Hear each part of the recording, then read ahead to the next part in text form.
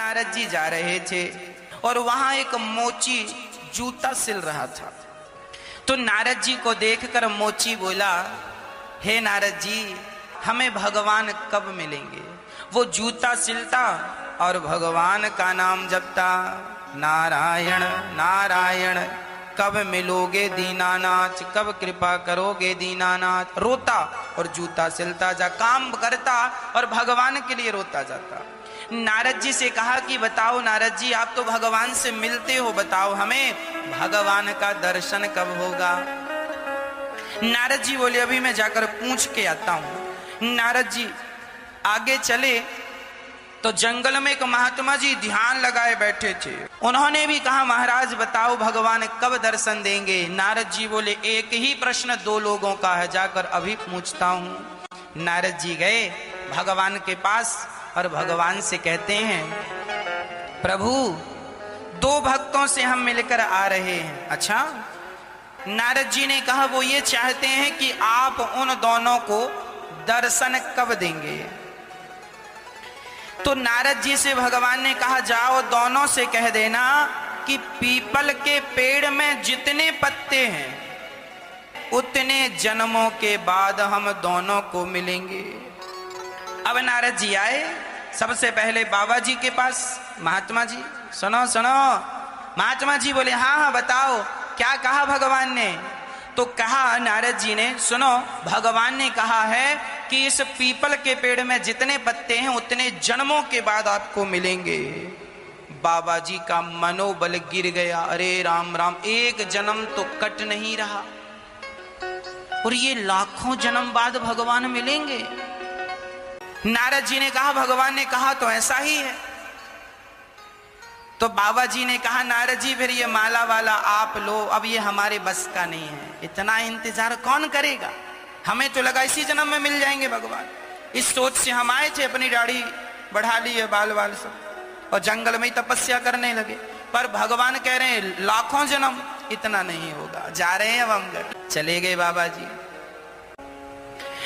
अब नारद जी को लगा, हे भगवान, जब इन ज्ञानियों का ये हाल है तो पता नहीं मोची सुन के क्या करेगा।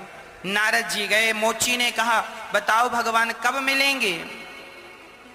तो उस नारद जी ने कहा, इस पीपल के पेड़ में जितने पत्ते हैं इतने जन्मों के बाद भगवान तुम्हें मिलेंगे। ये सुन करके वह मोची पीपल के पेड़ में चढ़ता उतरता और नाचने लगा। नारद जी बोले, क्यों नाच रहा है?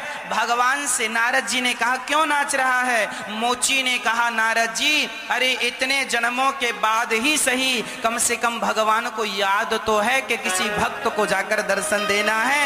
ये सोचकर वो चढ़ता उतरता और वो चढ़कर उतर रहा था, भाव में डूब गया, प्रेम में डूब गया और उसी क्षण उसका पांव फिसला, पेड़ से नीचे गिरने लगा। तुरंत भगवान ने प्रकट होकर उसने अपनी गोद में भगवान ने थाम लिया। तुरंत भगवान प्रकट हो गए और मोची ने दर्शन किया। नारद जी बोले, हे भगवान, ऐसे में तो हमें कोई कुछ भी कहेगा।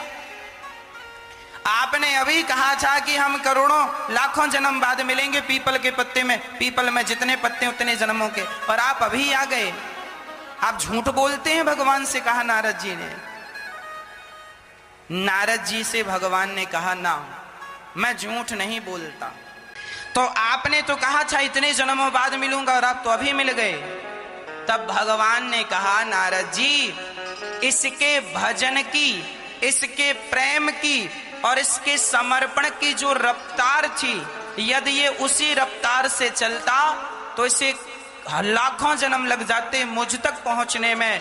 पर इसने जब सुना कि भगवान मिलेंगे, इससे इसने इतने कम समय में इतना प्रेम इसके हृदय में उमड़ा, इतना स्नेह उमड़ा और इतने इसने अपने आप को इस प्रकार समर्पित कर दिया कि मेरे भरोसे पेड़ पर चढ़ने उतरने लगा। तो मुझे इसकी भक्ति की हठता देख करके मुझे इसी जन्म में आकर के से दर्शन देना पड़ा। एक गांव में दो लोग रहते थे। एक पंडित जी थे और एक आदमी। एक पंडित जी के घर में गाय थी और एक पड़ोसी था उनका, उनके यहाँ भैंस थी 4। तो नारद जी को थोड़े से दूध की जरूरत पड़ी। तो नारद जी रामलाल के पास चली गए। रामलाल मतलब जिसके पास 4 भैंस थी। तो रामलाल के पास गए, ए रामलाल थोड़ा सा दूध दे दे। तो रामलाल ने निकाला डंडा और नारद जी के पीछे दौड़ा, बाबा आ गए दूध मांगने, चलो। अब नारद जी भागे, हे भगवान बड़ा खतरनाक है रामलाल। नारद जी बोले अच्छा पंडित जी के पास गए, पंडित जी राम राम, थोड़ा सा दूध चाहिए, क्या मिलेगा? हाँ हाँ महाराज आओ। नारद जी को बिठाया, उनकी गाय थी, थोड़ा सा दूध देती थी। तो पंडित जी ने गाय लगाई, जितना दूध निकला सब नारद जी को दिया। नारद जी बोले तुम बहुत अच्छे हो। अब नारद जी चले गए। 6 महीने बाद फिर नारद जी को दूध की जरूरत पड़ी। तो नारद जी फिर आए। तो नारद जी ने देखा कि रामलाल के घर में 10 भैंस हैं। पहले कितनी थी? 4, और अब कितनी है? 10। उसका कारोबार बढ़ गया। नारद जी को लगा अब रामलाल जरूर देगा। रामलाल थोड़ा दूध की जरूरत है, दोगे? रामलाल बोला तू वही बाबा है ना? आ गया, फिर लेके लाठी दौड़ा। नारद जी भागे, हे भगवान ये नहीं सुधरा, पंडित जी के घर तो मिल ही जाएगा। नारद जी पंडित जी के घर गए। पंडित जी राम राम, वो थोड़ा दूध की जरूरत थी। पंडित जी बोले हमारी तो गैया ही मर गई, हमारी तो गैया मर गई। अब नारद जी को गुस्सा आया कि भगवान का नियम बिल्कुल गलत है। क्यों? अरे जो पंडित जी बेचारे हमारी मदद कर रहे थे, सबकी मदद करते हैं, उनकी तो गैया ही मर गई, और जो किसी को एक बूंद दूध देने को तैयार नहीं, किसी की हेल्प नहीं करता, उसकी 4 से 10 हो गई। कैसा विधान है ईश्वर का? जो अच्छा करता है उसका बुरा होता है, और जो बुरा कर रहा है उसका अच्छा हो रहा है। ये भगवान का कानून बहुत खराब है। नारद जी गुस्से में, आंखें लाल लाल, गए मुंह फुला, हे भगवान। नारद जी बोले थोड़ा उठ के घूमा भी करो, दिन भर लेटे ही रहते हो, क्या क्या हो रहा है आपको कुछ पता ही नहीं है। भगवान बोले क्या हुआ? बोले आपका कानून बदलो। क्या गड़बड़ है? बोले वो पंडित जी उन्होंने मेरी मदद की, तो आपने उसकी एक गैया थी वो भी छीन ली, और वो भैंसासुर के पास 4 थी, तो उसके पास 10 हो गई। जो बुरा कर रहा है उसको तो आप बढ़ा रहे हो, और जो अच्छा काम कर रहा है उसको आप और बिल्कुल लुटिया डुबा रहे हो उसकी। भगवान बोले नारद जी आप समझे नहीं, क्या है समझाओ। कि ये जो पंडित जी हैं ना, ये दिन भर हमारा नाम जपते हैं, दिन भर हमें याद करते हैं, लेकिन इनकी जो गाय थी ना, अब ये अपनी गाय के लिए भी समय निकाला करते थे, तो हमारे भजन को छोड़कर फिर ये गैया चराने जाएं। शरीर इनका बुढ़ा, गैया भाग जाए तो बेचारे थक जाएं। तो मुझे बड़ी दया आई कि ये मेरा भगत है और गाय के चक्कर में परेशान होता है, तो मैंने इसकी गाय को अपने पास बुला लिया, क्योंकि ये मुझे याद करता था, तो मैंने अपनी भक्ति इसे और दे दी। क्योंकि ये मुझे चाहता था तो मैं भी इसे चाहता हूं। ये पैसा नहीं चाहता, इसलिए मैंने इसे पैसा नहीं दिया। पैसा पाएगा तो मुझे भूल जाएगा, इसलिए मैं अभी नहीं दे रहा हूं।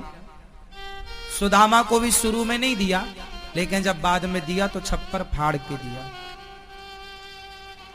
और सुनो, ये जो तुम्हारा रामलाल था भैंस वाला, ये कभी मेरा ध्यान करता ही नहीं था, भगवान का भजन करता ही नहीं था, इसका पूरा ध्यान भैंसों में था।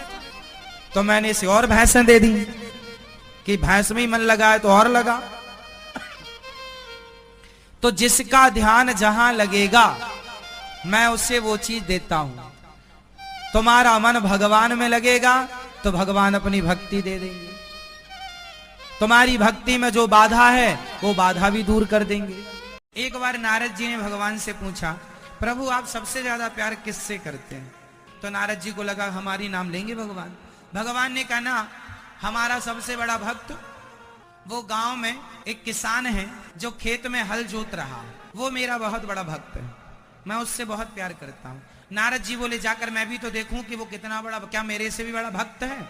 अब नारद जी चले तो वो किसान खेत में हल जोत रहा था, बुवाई कर रहा था, बीज बो रहा था गेहूं, तो वो बोता जाए और बैलों को अर्र लगाता जाए, तो वो किसान बोल रहा था अर्र अर्र, और कभी कभी बैलों को गाली भी ठीक से नहीं चलता, दुष्ट कहीं का, अर्र ऐसे बोलता, और फिर बीच बीच में एक बार प्रेम से बोल देता हे श्रीमन नारायण, ऐसा बोलता, फिर वो लग जाता बोने में, डांटने में किसान, है ना। नारद जी देख रहे थे, चुपचाप बोले हे भगवान, ये तो 1 घंटे में 1 बार भगवान का नाम ले रहा है, पर भगवान कह रहे हैं हम इससे ज्यादा प्यार करते हैं। अब दौड़े दौड़े नारद जी गए, हे भगवान, हे प्रभु, मैं दिन भर आपका नाम जपता हूँ, आप मेरा नाम, आप मेरे को पहले नंबर पर नहीं रखे, वो 1 घंटे में 1 बार नाम ले रहा है, आपने उसको पहले नंबर पर रखा है। भगवान बोले वो मुझसे बहुत प्यार करता है और वो मेरा बहुत बड़ा भक्त है। नारद जी बोले बहुत बड़ा भक्त नहीं है, 1 घंटे में 1 नाम लेता है। भगवान बोले लेता है। भगवान ने नारद जी से कहा ये लो कटोरा, इस कटोरे में भरा है घी। भगवान ने 1 कटोरा में घी भर दिया और नारद जी से कहा ये घी भरा है कटोरे में, पूरी पृथ्वी की परिक्रमा लगाकर आओ, पर शर्त है आपका 1 बूंद घी गिरना नहीं चाहिए। अब नारद जी ने घी का कटोरा लिया और चल पड़े। पूरी पृथ्वी की परिक्रमा लगी नारद जी की, अब जितने दिनों में उन्होंने लगाई हो, लगा कर वापस आए। भगवान ने कहा घी गिरा तो नहीं? नारद जी बोले 1 बूंद नहीं गिरा। नारद जी का पूरा ध्यान घी में था, गिर ना जाए, गिर ना जाए, गिर ना जाए, गिर ना जाए, गिर ना जाए। भगवान ने कहा हो गई परिक्रमा, हो गई, कितना गिरा? 1 बूंद नहीं गिरा। भगवान ने कहा इतने दिनों में आपने मेरे को कितनी बार याद किया? नारद जी बोले प्रभु क्षमा करो, हम काम में इतने बिजी हो गए थे कि 1 बार भी आपको याद करना भूल गए। भगवान बोले सुनो, तुम तो फ्री रहते हो तो दिन भर हमारा नाम जपते हो।